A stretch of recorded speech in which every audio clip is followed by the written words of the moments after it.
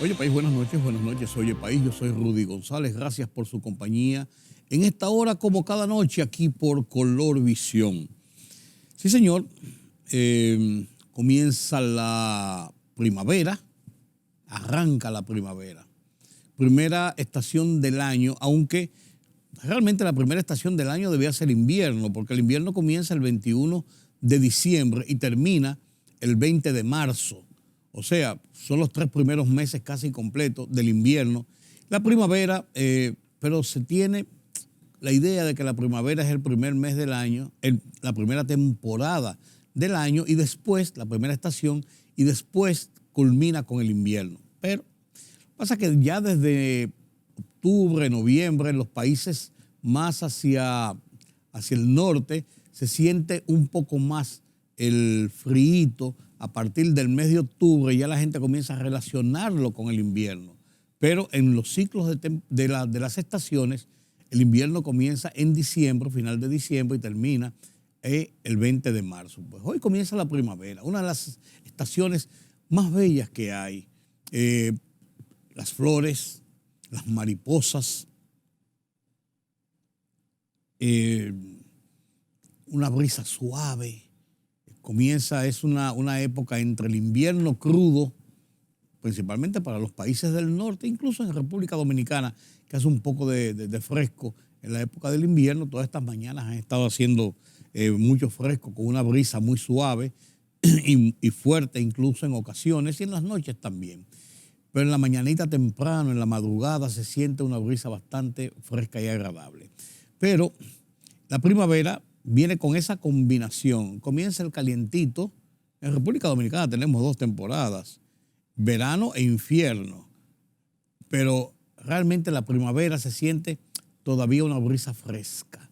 En las mañanas, en las madrugadas, principalmente en horas de la noche.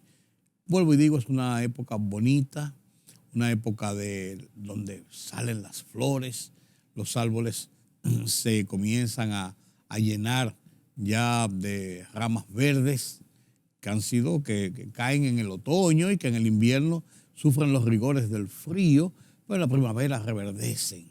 Y los campos se ven bonitos, se ven preciosos. Las ciudades, como la ciudad de Santo Domingo, otrora, principalmente la zona de Gascue, de mucho arbolado, era precioso transitar con ese arbolado verde. Bueno, estamos en primavera.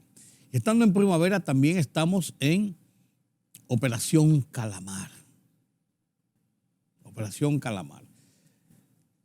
Molusco cefalópodo de la familia Teoidae.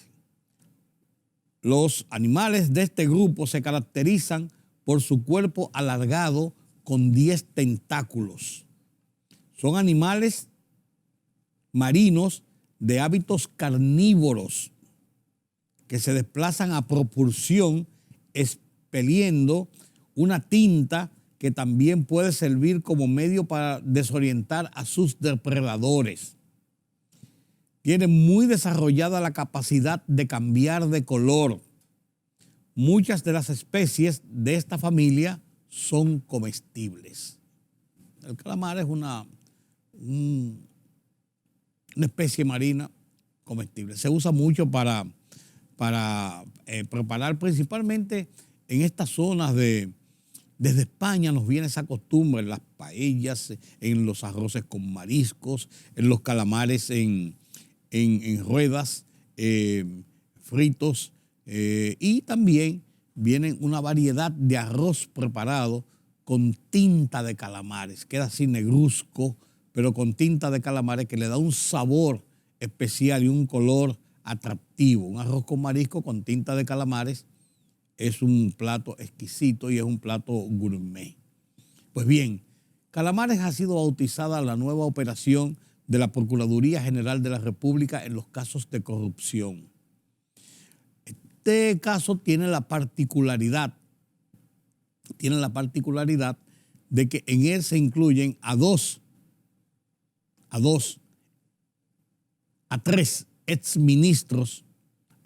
exministros del gobierno anterior de Danilo Medina, que presidió hasta agosto del 2020, y además de varios funcionarios de alta jerarquía en el tren gubernativo de entonces, Contraloría, Bienes Nacionales, Catastro, de todas esas direcciones. O sea, se habla de un entramado de corrupción, pero también político.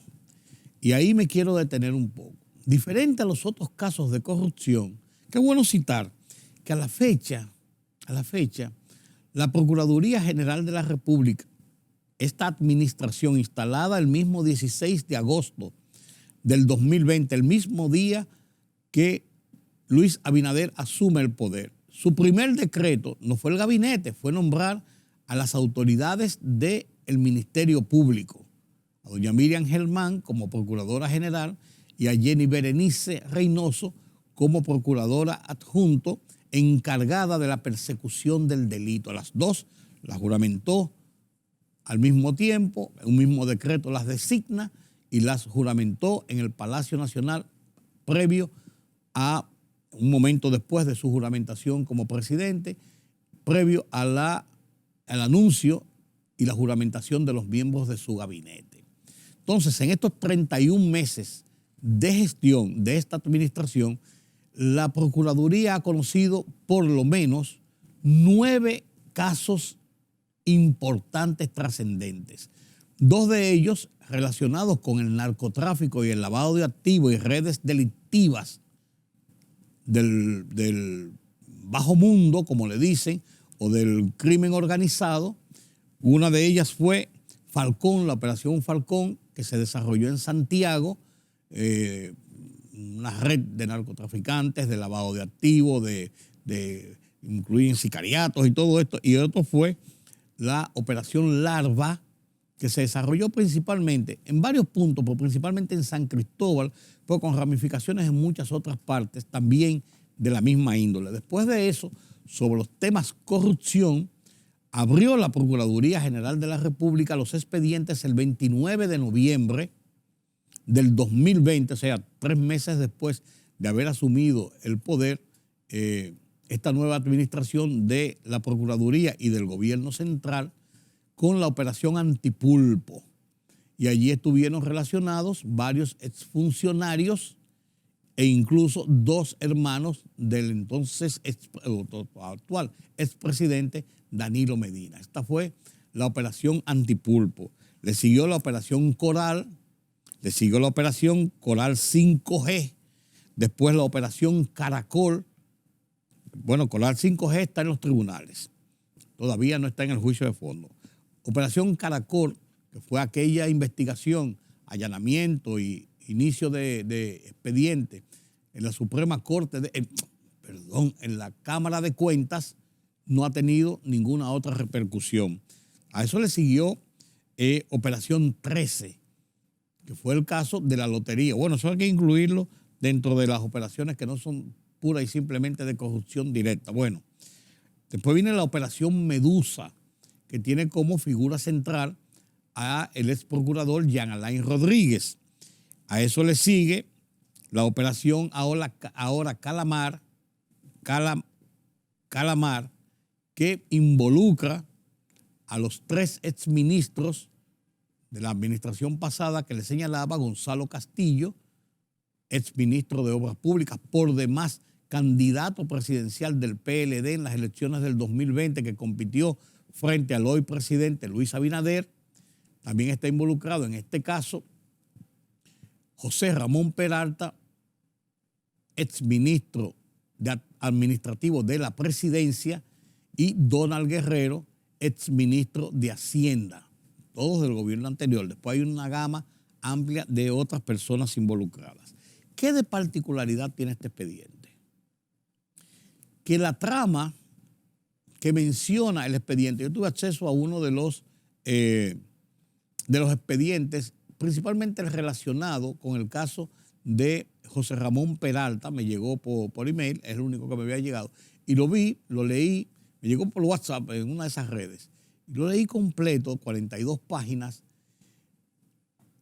y si bien monta una trama de corrupción para sustraer dineros del Estado en en negociaciones, en operaciones de terrenos y de otro tipo de operaciones de juegos de azar no claras.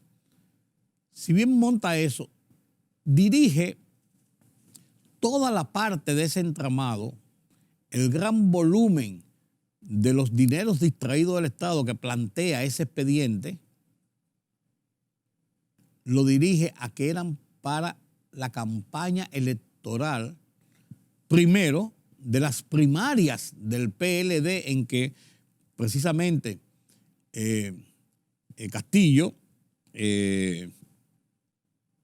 Gonzalo Castillo, compitió frente a Leonel Fernández el 6 de octubre del 2019, 6 de octubre del 2019, por la candidatura presidencial del PLD para las elecciones del 2020.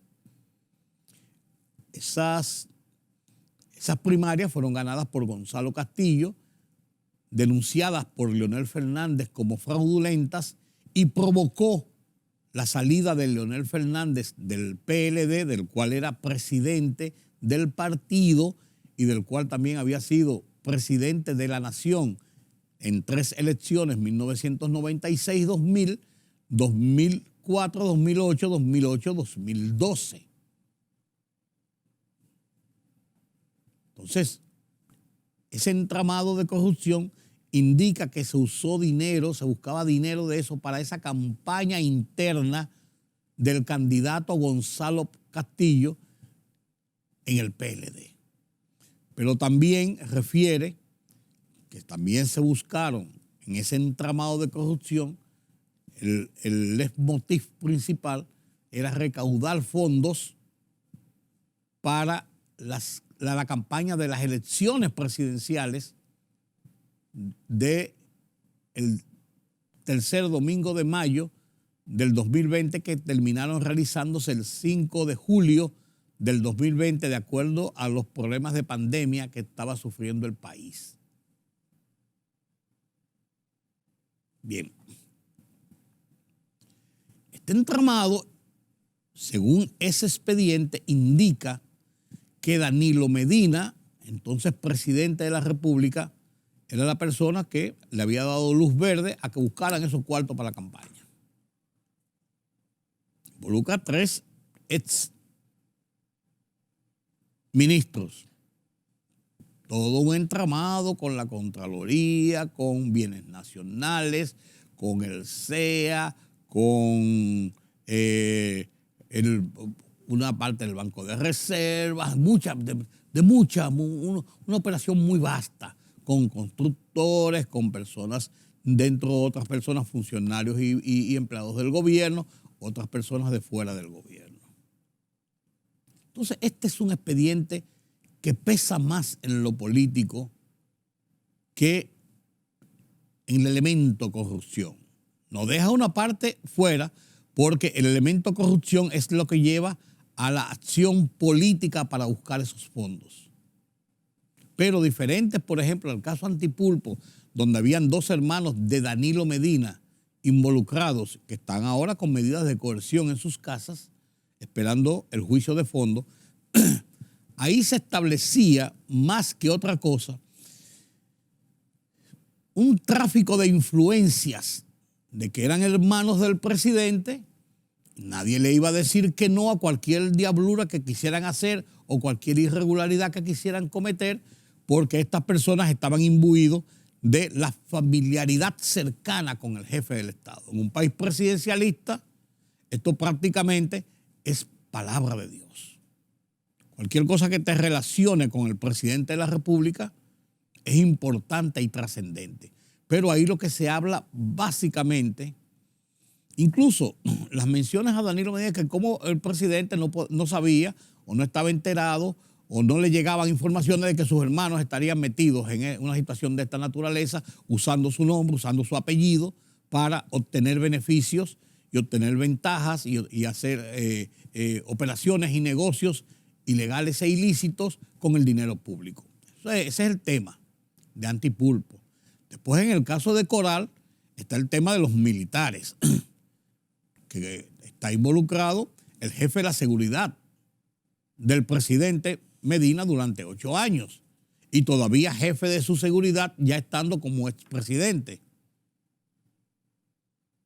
Y otros altos militares que servían en el aparato de seguridad del presidente y de otros organismos importantes dentro de las Fuerzas Armadas. Es el caso Coral y Coral 5G. Entonces, en el caso Caracol, que es el caso de la Cámara de Cuentas, ya ahí se está hablando de que la Cámara de Cuentas hizo o no hizo. En el caso Calamar, recaemos una vez. Bueno, en el caso Medusa, el entramado se le atribuye directamente a un grupo de personas, funcionarios encabezados por el Procurador General de la República, como jefe de una banda de criminal, que se buscaron unos cuartos del dinero del gobierno. Y tangencialmente se toca que había una relación, o que habría una relación, porque eso es lo que dice el expediente, que habría una relación con dinero que se usaban para impulsar movimientos de apoyo externo y de campaña a la candidatura, primero de Danilo Medina en el 16, no, pero después para el 2020, para la candidatura presidencial del 2020. Pero es en este caso, Calamar, que se enraiza que todo lo que tiene que ver con el aparato de corrupción tenía el fin determinado de reunir fondos para la campaña política. Primero para la campaña de las primarias, luego para la campaña presidencial. O sea, el caso entra en un caso de corrupción típicamente político o de política. Y esto ya tiene otros bemoles, porque señalan directamente al expresidente Danilo Medina como haber ordenado y darle seguimiento y dar luz verde para que esto se produjera. Situación de complicidad, yo no sé. ¿Cómo podrían tipificar esto? ¿Cómo se podía hacer? El tema es que el presidente Danilo Medina, por demás, y es bueno decirlo, está en Estados Unidos, viajó el jueves de la semana pasada en un avión privado a tratamientos de salud. ¿Qué se dice en lo interno de puntos cercanos del presidente y conocedores del presidente Danilo Medina? Que él habría ido, ya se sabía, hace varias semanas a Miami, incluso que andaba con su familia, que se habría hecho algunos chequeos de salud y que habrían recomendado situaciones más profundas y tratamientos más profundos por la situación de salud del expresidente Danilo Medina, 70 años de edad, 71 años. Hay quienes dicen del entorno que el presidente Medina, en esa situación, vino al país, organizó una serie de cosas familiares, personales, del partido, más o menos en una forma muy discreta, para entonces emprender este viaje ya a tratamientos específicos sobre su situación de salud. Esto es lo que se ha dicho. No se ha emitido ningún comunicado oficial de parte de la familia, ni de parte del presidente, ni de parte de la cúpula del partido del cual es presidente. Lo más extraño de esto es que sea el director de migración quien dé la información de que el presidente Danilo Medina salió el jueves pasado por el aeropuerto de Ligüero en un vuelo privado hacia los Estados Unidos. ¿Por qué tenía migración que dar esa información si es una información privada de una persona que sale? Usted me dice a mí que se le preguntó. Salió el presidente, alguien le preguntó a través de la Oficina de Acceso a la Información Pública y ellos están en la obligación de decirlo. Lo demás, no hay por qué esa información tenía que circular desde el sector oficial directamente, de voz propia, sin ningún reclamo de esa información. Entonces, todo esto conforma todo lo que tiene que ver con el tema político. ¿Qué están diciendo medios de comunicación, comunicadores en República Dominicana? Que el presidente Medina, advertido de lo que venía para este fin de semana, ya que se dice que tanto Donald Guerrero como José Ramón Peralta y Gonzalo Castillo habrían sido citados para el viernes en la Procuraduría General de la República y que allí se les retuvo después de un interrogatorio y se produjeron entonces los allanamientos el sábado. Pero que había gente de los entornos, porque donde se maneja esto con mucha gente, siempre se sabe que esto podía venir y que el presidente Medina, antes de cualquier cosa, echó un pie. O sea, que tenía ese viaje, pero que lo apresuró, lo adelantó para no estar aquí cuando se produjera eso y evitar cualquier situación de su nombre en su contra y cualquier acción, incluso judicial. Todo eso se dice. Como no hay información oficial, solamente se ha entregado, se ha filtrado, se ha distribuido, se ha difundido este expediente que ustedes ven, de 42 páginas, directamente habla sobre todo este entramado, sobre cómo se produjeron las cosas y está dirigido prácticamente a justificar el arresto de José Ramón Peralta.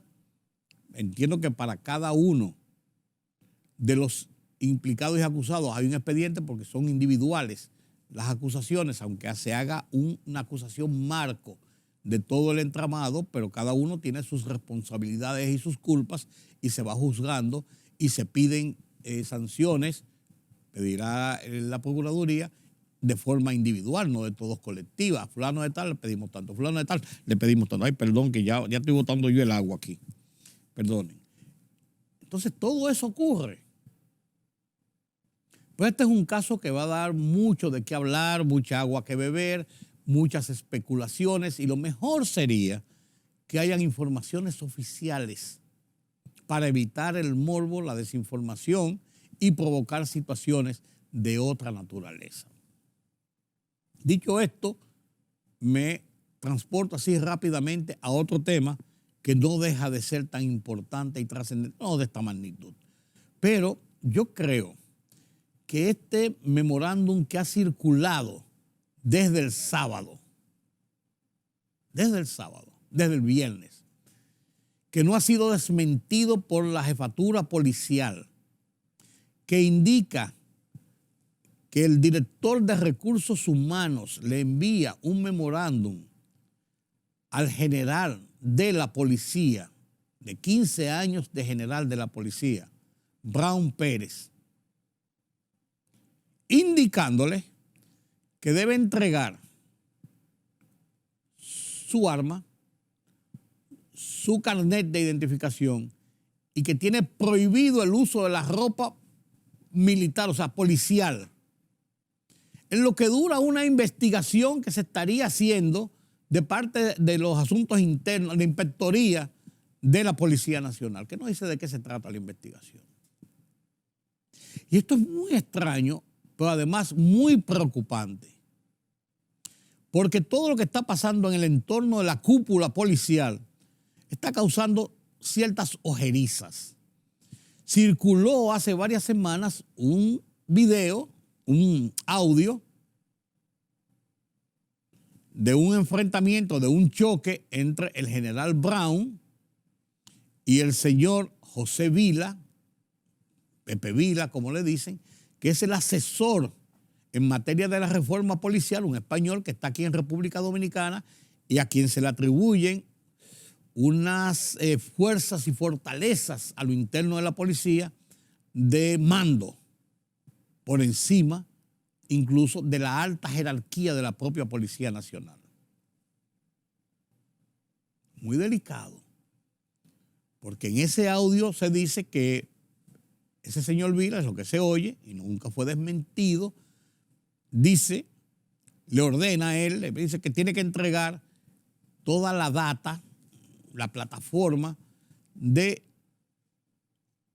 la estructura que creó Brown, que dirigía Brown, para el uso de cámaras que deben usar los policías y los carros policiales en sus intervenciones públicas. Y las cámaras, pero además de eso, las tablets con las informaciones que usted poncha ahí, Rudy González, pam, pam, pam, pam. Déjame ver. Así mismo, usted lo está buscando la policía. No, usted es una persona que no tiene ningún problema, que se yo cuánto, este es tu número de cédula. Señor, excúseme. Entonces, Según ese video, el señor Vila le había dicho que debía entregar eso a la policía, que eso no era propiedad de él, aunque él lo haya diseñado. Que debía vendérselo a la policía. Y Brown dijo que no. Que eso era propiedad de él, que lo había diseñado y que él tenía por así decirlo, la patente de su creación. Y después de ahí, Brown fue apartado de ese departamento, ha caído en desgracia, y ahora esto, que es una cosa groserísima, que un general de 15 años como general, de tantos años en la policía, que se ha presentado y se ha dicho muchas veces que es un hombre con la capacidad y en el camino a ser jefe de la policía en algún momento, se le pueda desconsiderar mediante un memorándum que emite un general por debajo de Brown, que es jefe de recursos humanos, diciéndole que entregue su pistola, su carnet y que no puede usar el uniforme militar, policial durante dura una investigación. Eso no tiene precedentes y eso ha causado un mal sabor en la sociedad, en muchos estamentos oficiales y en la propia Policía Nacional, que no es bueno. Dentro de estos planes de reformas, si así es que, y dicen muchos policías, es que se va a tratar a los miembros de la policía, no vamos por buen camino. Yo creo que esto debe explicarse, debe aclararse y debe bajársele, como dice mi amiga Yulka Pérez, bajarle dos notas. Yo creo que está muy acelerado y que hay muchas situaciones y confrontaciones a lo interno de la policía en un propósito y en un plan de su reforma, que es muy delicado. Son la gente que bregan con la criminalidad, garantistas del orden público.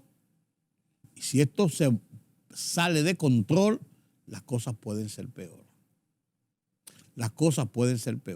Parece que ahí hay una falta de control gerencial que ha sido asumida por este consejero, por este asesor, que, a decir de mucha gente, da órdenes y controla los estamentos de dirección de la Policía Nacional. Ojalá esto se explique, se aclare y se enmiende. Digo yo. Permítame la pausa.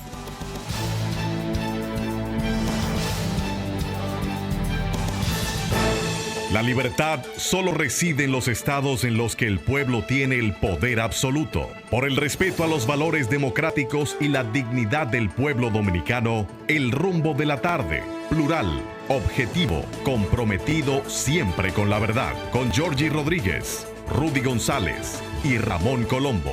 Los poderosos ya están en el aire.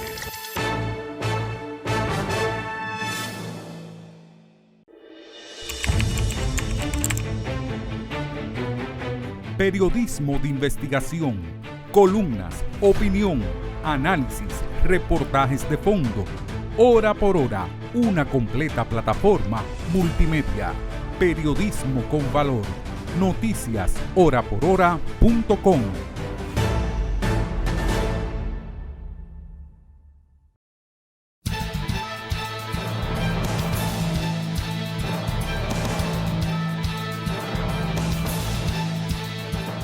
De acuerdo al informe anual del Departamento de Estado de Estados Unidos sobre la situación de los derechos humanos en los países del mundo, República Dominicana aún refleja poca capacidad en su sistema legal para procesar a los acusados de corrupción. El documento pone en evidencia que el gobierno encabezado por Luis Abinader implementó la ley de manera efectiva y que la PETCA investigó a funcionarios presuntamente corruptos. Sin embargo, la corrupción gubernamental sigue siendo un problema grave en el país. Más de 3.000 páginas contiene la solicitud de medida de coerción contra los 20 implicados en la Operación Calamar, depositada por la Procuraduría Especializada de Persecución de la Corrupción Administrativa, PETCA, ante la Oficina de Atención Permanente de la Fiscalía del Distrito Nacional. En la solicitud, el órgano enumera 1.200 pruebas documentales de un entramado mafioso de corrupción a través del cual fueron sustraídos más de 19.000 millones de pesos del Estado dominicano. Por ello, el Ministerio Público pide que el caso sea declarado de tramitación compleja.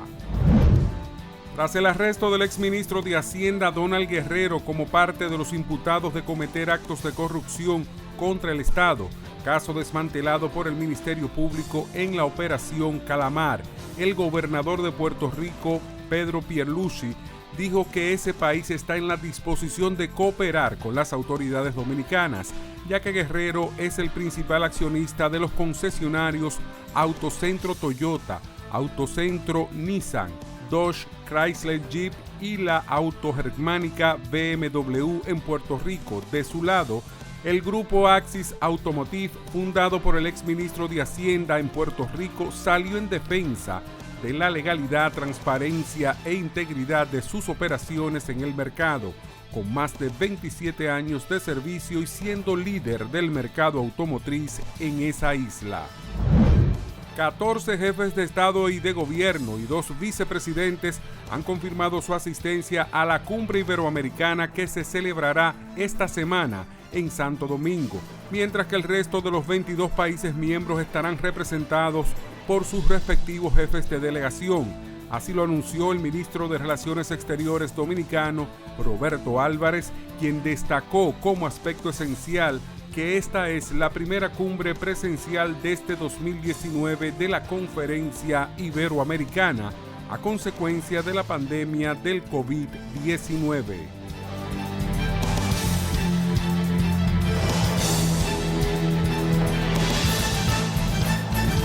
El mundo de las internacionales nos lo presenta Pedro Vargas desde la redacción central de Oye País.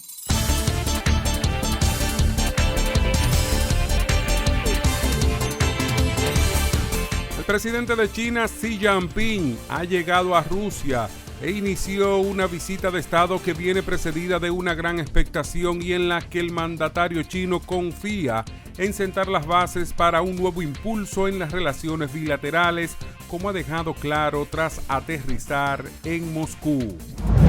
El coordinador para las comunicaciones estratégicas del Consejo de Seguridad Nacional de la Casa Blanca, John Kirby, declaró que Estados Unidos está preocupado por la probabilidad de que el presidente de China, Xi Jinping, reitere la petición de alto al fuego en Ucrania durante su visita a Moscú.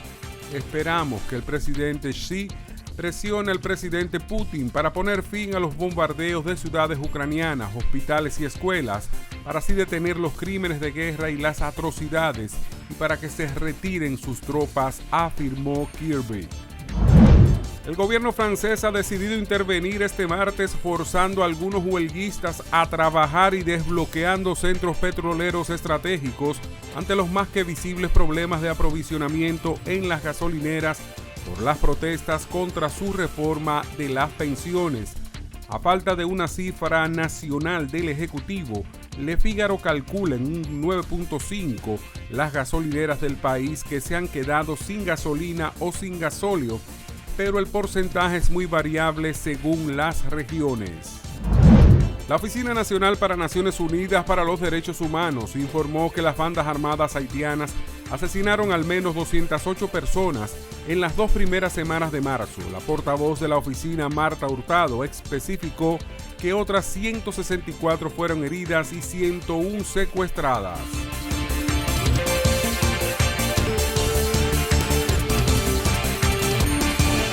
La libertad solo reside en los estados en los que el pueblo tiene el poder absoluto. Por el respeto a los valores democráticos y la dignidad del pueblo dominicano, el rumbo de la tarde, plural, objetivo, comprometido siempre con la verdad. Con Georgie Rodríguez, Rudy González y Ramón Colombo. Los poderosos ya están en el aire.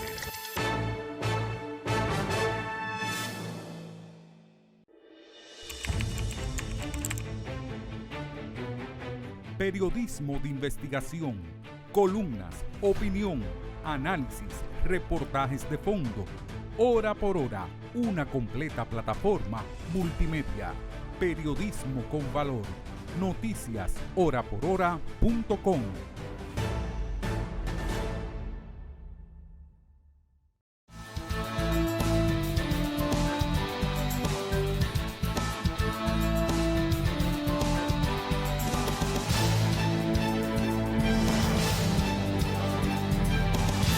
La quiebra del banco Silicon Valley y del banco Signature de Estados Unidos ha provocado mucho nerviosismo en Estados Unidos, en la banca, en el comercio, en la economía norteamericana, en América Latina, en Europa, ni se diga.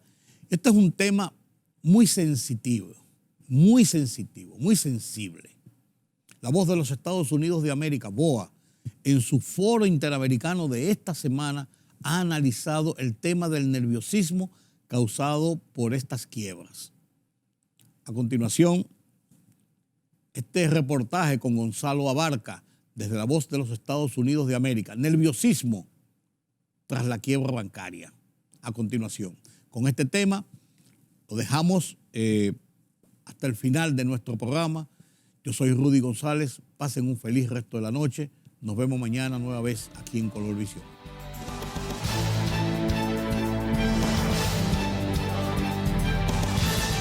Situación financiera en Estados Unidos desencadena el nerviosismo de las economías latinoamericanas. ¿Cuál es su verdadero impacto? Esto es Foro desde Washington. Le saluda Gonzalo Abarca.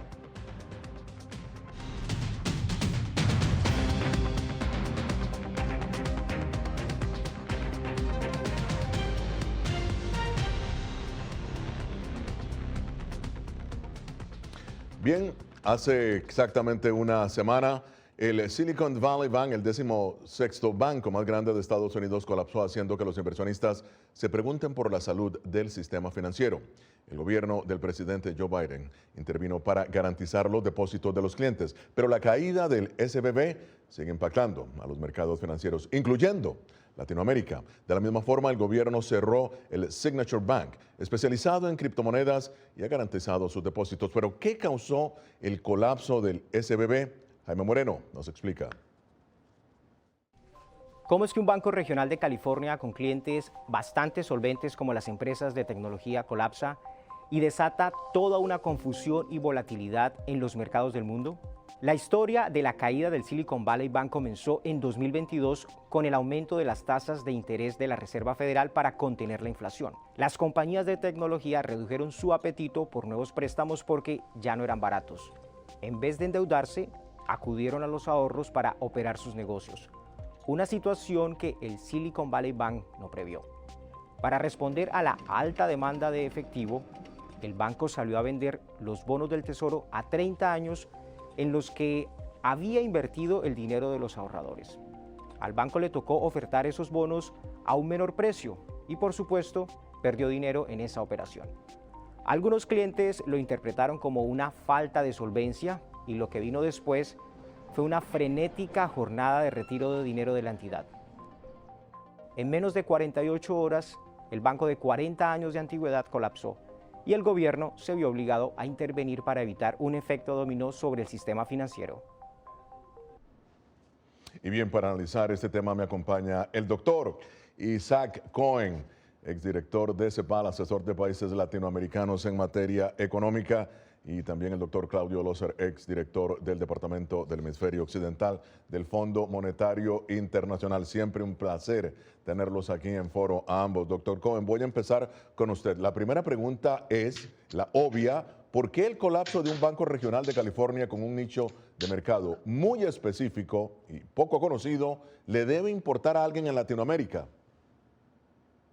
Bueno, de hecho, lo que estamos viendo es que América Latina está muy pendiente, como siempre, de lo que pasa en Estados Unidos. Y lo que está pasando en la economía de Estados Unidos está teniendo un impacto grande en las economías latinoamericanas. Desde que empezaron las alzas de la tasa de interés, los bancos centrales latinoamericanos han tomado previsiones para tratar de controlar los efectos del alza de tasas de interés en Estados Unidos. Por ejemplo, uno de los efectos es que los capitales tratan de regresar a Estados Unidos porque obtienen mejores rendimientos acá, y eso hace que en América Latina se trate de moderar ese tipo de movimientos de capital, subiendo las tasas de interés también. Los bancos centrales latinoamericanos esta vez, yo creo, han tomado las precauciones necesarias para amortiguar el impacto de lo que es la política económica en Estados Unidos. Ya, ahora el doctor Loser, en el caso del Silicon Valley Bank, con activos. Estamos hablando de activos de 220.000 millones de dólares. Y el regulador federal no logra detectar riesgos aparentemente obvios. ¿Qué pasó acá, doctor? Acá hay dos cosas. Por una parte, hubo un cambio en la legislación hace algún tiempo en el que cambiaron el límite para tener lo que se llama o aplicar la legislación prudencial. Los bancos que tienen más de 250.000 millones de dólares en depósitos, esos tienen que estar sujetos a muy fuerte control en términos de lo que están haciendo, y más abajo no, lo habían subido estos límites y el banco quedó afuera. Entonces, eso es un aspecto en el que falló lo que yo llamo el control prudencial. El segundo tema es que, como muchos otros, el banco se confió inicialmente de que la tasa de interés no iba a subir. Es esto el famoso concepto de que esta vez es diferente. Entonces, habían prestado a largo plazo, después la gente no pidió prestado, los bonos empezaron a complicar las cosas y eso tomó de sorpresa a los bancos y a los reguladores. Y quedaron, por supuesto, todos nosotros sabemos las cosas ex post, pero ex ante nos confiamos de que todo va a andar bien. Las noticias financieras de Estados Unidos y ahora Europa empiezan a afectar de distinta manera las economías de México, Colombia, Chile, Argentina y Brasil. Al cierre del Silicon Valley Bank y el Signature Bank en Estados Unidos se sumó el episodio del Credit Suisse, que fue rescatado por el Banco Nacional de Suiza. Antes de continuar con el análisis, veamos lo que dijo el presidente Joe Biden sobre la solidez del sistema bancario en Estados Unidos. Los estadounidenses pueden estar seguros de que nuestro sistema bancario es confiable. Sus depósitos estarán ahí cuando los necesiten. Los pequeños negocios con depósitos en este banco pueden respirar mejor al saber que pueden pagar a sus empleados y sus deudas también. Doctor Cohen, su comentario sobre lo que ha dicho el presidente Biden de la solidez del sistema bancario de Estados Unidos. Bueno, yo creo que ahora ha funcionado el seguro de depósitos de menos $250,000, que es el que le interesa al ahorrante y al depositante común y corriente, pero ahora ha resultado una nueva medida, y es que los depósitos de más de $250,000 en bancos en dificultad van a ser garantizados, y han sido garantizados en el caso del Banco de California y el Banco de Nueva York. Pues eso significa una mayor seguridad, pero al mismo tiempo genera algunas preocupaciones, en el sentido de que pues ahora prácticamente todo está garantizado. Claro. Y no sabemos la magnitud del rompimiento que hay en el sistema bancario. Le mencionaste, Gonzalo, la intervención del Banco Central de Suiza en el banco Credit Suisse, que es uno de los bancos transnacionales más grandes que hay en el mundo, y eso puede tener repercusiones a nivel global también.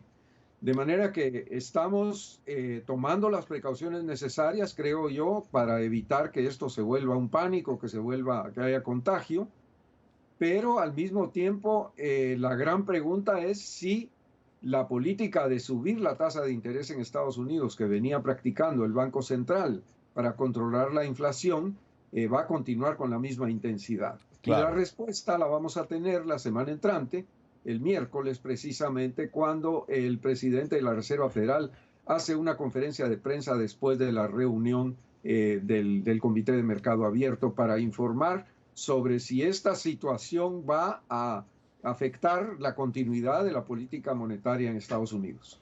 Mientras tanto, el nerviosismo continúa en los mercados internacionales. Doctor Loser, con el colapso del Silicon Valley Bank, ¿qué dudas tiene entonces un inversionista sobre la salud del sistema financiero?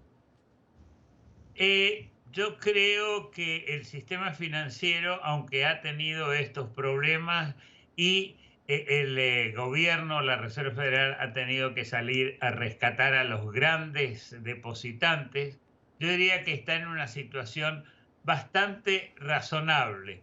¿Qué quiero decir con esto? Tenemos este problema, aquellos que tenemos memoria recordamos cosas tan terribles como los años 80 o mucho más cercano, el 2008, 2009, con Lehman Brothers. Yo creo que está la situación bastante mejor. Lo que pasa es que el gobierno ahora tiene que pasarle la cuenta, si lo podemos poner en esos términos, a los bancos comerciales. En este momento hay 11 bancos que están tratando de rescatar al First Republic Bank y pueden haber esfuerzos parecidos. Yo creo que después de esto, no solamente Elizabeth Warren, acá la senadora en Estados Unidos, sino muchos otros de los dos lados del Congreso van a querer poner más controles prudenciales, o sea, antes de la crisis a los bancos. Pero yo creo que la situación está siendo manejada. No quiero decir que sea gratis y evidentemente va a tener consecuencias. Claro. Ahora vamos a pasar a América Latina. Doctor Cohen, ¿cuáles serían los posibles impactos de esta situación en Estados Unidos, en América Latina? Bueno, ya mencioné uno de ellos, que es el alza de la tasa de interés. Afecta directamente el proceso de inversión en América Latina porque hace más difícil atraer capitales hacia América Latina. Porque los rendimientos en Estados Unidos, en las economías avanzadas, están subiendo de manera que los inversionistas prefieren dejar su dinero acá. El problema es si esto se da de una manera desordenada. Como he dicho, los bancos centrales latinoamericanos esta vez han tomado las precauciones necesarias para evitar que vayan a haber estos movimientos abruptos de capital que pueden desestabilizar la política monetaria en sus países. Pero hay que esperar que la crisis en Estados Unidos tome un curso moderado y que se circunscriba a estos casos de ciertos bancos, porque si vemos lo que ha pasado, por ejemplo, en California, se trata de un banco muy especializado, por ejemplo, en las inversiones en compañías nuevas, en lo que se llama startups en Estados Unidos. Cierto. Por una parte. Por otra parte, hay un banco que se ha metido en criptomonedas, claro, que ha tenido que ser cerrado, y eso hace que, hasta ahora sean problemas muy específicos. Y el caso del Banco Republic que mencionaba Claudio, creo yo que está siendo resuelto tratando de convencer a los bancos comerciales que intervengan. Claro. Debo decir que los grandes bancos en Estados Unidos están bien, ninguno de ellos tiene problema, los 4 grandes, o sea que estamos hablando, te lo puedo decir, estamos hablando de JP Morgan, de Citibank, estamos hablando de Wells Fargo y de Bank of America. Esos 4 no han tenido problemas y creo que esos son los grandes bancos en Estados Unidos. No así el caso del Banco Suizo, pero esa es una excepción. O sea, la salud financiera de estos bancos continúa sólida. Pero ahora, doctor Loser, vamos a intervenir el bisturí un poco más a futuro. ¿Cómo podría afectar a la región un posible escenario de deterioro del sistema bancario y financiero en Estados Unidos, más allá de lo que estamos viendo ahora? Bueno, yo creo que evidentemente le va a pegar fuerte, o sea, no hay duda. Los bancos de América Latina están muy relacionados con los bancos europeos, están muy relacionados con los bancos de Estados Unidos. Hay líneas de crédito en las dos direcciones y todo eso genera problemas. Tengo que decir algo. Y es que nosotros los latinoamericanos hemos sufrido esto antes, en los 80, en los 90, nos pegó muy, muy duro y por eso el sistema de protección y el sistema prudencial de los bancos centrales en América Latina ha sido bastante efectivo. No quiero decir de que haya sido perfecto, nuevamente, pero incluso en el 2008-2009, donde hubo serios problemas, claramente, el sistema financiero latinoamericano más o menos se aguantó. El brasilero, el mexicano, el chileno, incluso el argentino en su momento. Ahora, países como, por ejemplo, como Ecuador, que está dolarizado, ¿qué puede pasar con estos países, doctor Loser? Bueno, digamos, Panamá, Salvador, que además tiene la criptomoneda, Ecuador, están directamente vinculados. Acá yo diría que dependen bastante de lo que se perciba es la calidad de los bancos de esa región, de esos países, porque claramente puede irse muy fácilmente la plata de los bancos, por ejemplo en Ecuador, a otros lados. Así que ahí tenemos que tener realmente la vista puesta porque realmente se ve difícil. Panamá ya lleva muchos años, pero tanto El Salvador como Ecuador se la ve difícil.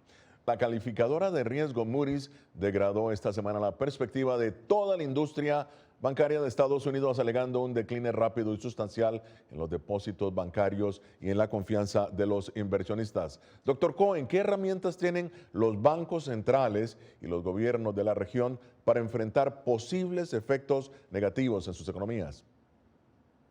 Bueno, ya mencioné el hecho de que los bancos centrales en América Latina han estado subiendo la tasa de interés para prevenir fugas de capital. Esa creo yo que es una de las medidas más importantes. Por otra parte, pues mantener mucha vigilancia sobre la forma como en Estados Unidos se va a seguir combatiendo la inflación, porque eso afecta, digamos, el panorama global. Tenemos, por ejemplo, un dato en este momento que es la caída del precio del petróleo.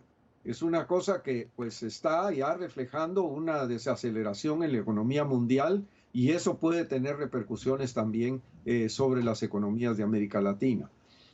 Pienso que, insisto en que la semana entrante vamos a tener que ver cuál es la postura de la Reserva Federal ante estas nuevas circunstancias y respecto a si va a continuar subiendo la tasa de interés en Estados Unidos o no. Claro, ahora voy a retomar esto que está diciendo usted, doctor Cohen. Doctor Loser, ¿qué tan conveniente es continuar aumentando las tasas de interés para controlar la inflación, pero al mismo tiempo es algo que está poniendo presión, ¿no?, en los bancos y entidades financieras? Yo creo que, claro, yo tengo antecedentes de Banco Central, de alguna manera, a través del Fondo Monetario. Yo pienso que tiene que seguir subiendo la tasa de interés. Probablemente va a ser una subida moderada, porque si no sube la tasa de interés, la gente va a decir los bancos no están luchando en contra de la inflación. El principal enemigo económico para mí es la inflación. Tiene que bajar, no necesariamente al 2% este año. Y, por supuesto, el remedio tiene muy mal gusto. Claro. Y en ese sentido está afectando a los bancos. Pero creo que tiene que mantenerse una actitud, digamos, fuerte pero prudente y saliendo a proteger a los depositantes como lo ha hecho en este. Ahora, doctor Cohen, en su última columna usted destaca que la economía de Estados Unidos, dice usted, continúa fuerte. Muy bien, ¿cuáles son las cifras en este momento y cómo explicar que si la economía está fuerte, el desempleo bajo, estemos hablando precisamente de la salud del sistema financiero de Estados Unidos? Bueno, es que aquí lo que está pasando es de que la economía de Estados Unidos generó, por ejemplo, 800,000 nuevos empleos durante los primeros 2 meses de este año. Eso es un indicador de fortaleza en la economía, a pesar del freno que estaba poniéndole el Banco Central a la economía subiendo la tasa de interés. De manera que se estaba consiguiendo hacer algo que pues era espectacular a mi manera de ver, que era tratar de controlar la inflación sin lesionar el empleo. Y eso es lo que se había conseguido hasta ahora. Esta nueva, yo diría, complicación que viene del lado financiero, pues agrega, pero yo creo que no debe distraer, como muy bien lo dijo Claudio, al Banco Central de continuar tratando de combatir la inflación, pero conservando el nivel de empleo. Ahora, ¿no es esto una dicotomía? Una economía fuerte, sin embargo, hay problemas en el sistema financiero, doctor Cohen. Bueno, sí, efectivamente, y eso es lo que ha surgido ahora como un problema, porque hasta ahora lo que había pasado es que la tasa de interés había subido considerablemente, de 0 a casi 4%, y el empleo había continuado vigorosamente. Esta economía tiene 26 meses consecutivos de generación de empleo. Y eso creo yo que es un indicador de fortaleza. Y se había logrado preservar eso a pesar del alza de la tasa de interés. Y ya en la parte final de Foro de la Voz de América hoy, analizando la situación de la economía de Estados Unidos, su impacto en Latinoamérica. Bien, doctor Loser, su análisis sobre la volatilidad en los mercados de Estados Unidos y su impacto en América Latina. La volatilidad en los Estados Unidos, en los mercados, ha tenido un impacto muy fuerte porque hay incertidumbre. Sube la tasa de interés, aumenta el empleo, se piensa que la inflación no cae el precio del petróleo. Entonces hay demasiadas, yo diría demasiadas señales, y lo que es importante es que eso pega directamente en los mercados de América Latina, tanto por la suba del dólar en general y por el hecho que la actividad económica no se sabe qué va a pasar. Yo creo que si va a haber recesión va a ser muy suave y en realidad la volatilidad se va a tranquilizar, pero evidentemente estamos sujetos a lo que nos digan los mercados en los próximos días. Muy bien, doctor Cohen, su análisis, situación en Estados Unidos, el impacto en América Latina, que como ya lo hemos dicho, está afectando en este momento a Brasil, Argentina, Colombia, entre otros países. Insisto, mucha atención a la semana entrante cuando la Reserva Federal tiene que anunciar si va a seguir metiendo el freno o si va a cesar de subir la tasa de interés en Estados Unidos. De momento, doctor Cohen, ¿cómo ve usted? No tenemos una bola de cristal, obviamente, pero ¿cómo ve usted el impacto a corto plazo en América Latina durante esta época de incertidumbre? Bueno, el alza del dólar, por una parte, la caída del precio del petróleo, que puede indicar la caída de otras materias primas, el cobre, por ejemplo, todo eso sí puede afectar más directamente a las economías latinoamericanas. Hay que estar muy pendiente.